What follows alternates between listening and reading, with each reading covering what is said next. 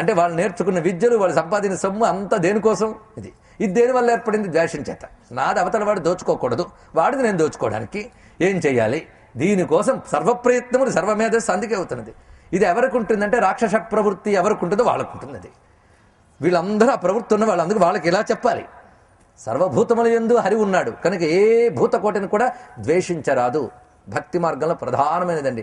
ఏదో నామస్మరణ చాలా బాగా చెప్పారు, చాలా బాగుంది. ఇది ఒక్కటి చాలు అనుకుంటే కాదు, పక్కన వెంటనే ఉంది. ఏమని? ఏ భూతకోటి యందు కూడా ద్వేష బుద్ధి ఉండరాదు, మైత్రీ భావం ఉండాలి. లలితా సహస్రం చదివినప్పుడు అనుకుంటున్నాం కదా, మైత్ర్యాది వాసన లభ్య. లభ్య అంటే లభిస్తుంది అమ్మవారు. ఎవరికి? మైత్ర్యాది వాసనలు. మైత్రి ఆది కనుక మైత్రి ఆది, మైత్రి మొదలైన సర్వభూతకోటి యందు మైత్రీ భావం ఉండాలి. ఆ మైత్రీ భావం ఉండి హరిని స్మరించేటువంటి వాడు మరి క్లేశాల జోలికి వెళ్ళడు సుమ. తాపత్రయేనాభిగతం యదేతదఖిలం జగత్ తదా శోచ్యేషు భూతేషు ద్వేషం ప్రాజ్ఞ కరోతి కః.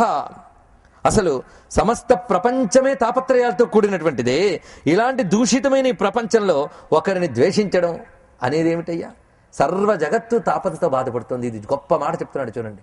సర్వ జగత్తు తాపంతో బాధపడుతుంది, మరి ఇంకెవరిని ద్వేషిస్తావు? కనుక సర్వ జగత్తు తాపంతో బాధపడుతున్నప్పుడు నువ్వేం చూపించాలి? కరుణ చూపించాలి. ఎంత గొప్ప మాట అన్నాడో. ఈ లోతు సామాన్యమైనది కాదండి. కొన్ని తరాలు గడిచిపోతే ఈ మాటలో లోతు కూడా అర్థం కాని దుష్టతరం తయారవుతుందేమో భయం నాకుంది. ఎందుకంటే విజ్ఞానం వాళ్ళకి అందనివ్వట్లేదు. మనం ఇలాంటి ఒక థాట్ ఉంటుందని కూడా మనకు తెలియదు. ఆ స్థితికి వెళ్ళిపోతున్నాం. ఎందుకంటే భౌతిక సుఖలాలసే జీవిత పరమార్థమని నూరి పోస్తున్నాం గనక మరొక చింతనే లేదు.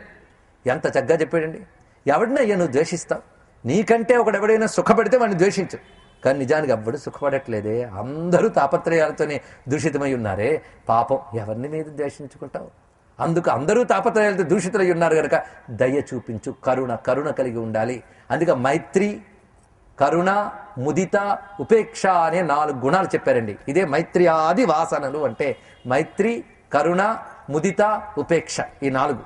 ఎందుకంటే ప్రతి మానవుడికి తన చుట్టూ ఉన్న సమాజంలో 4 రకాల మనుషులు కనిపిస్తుంటారట.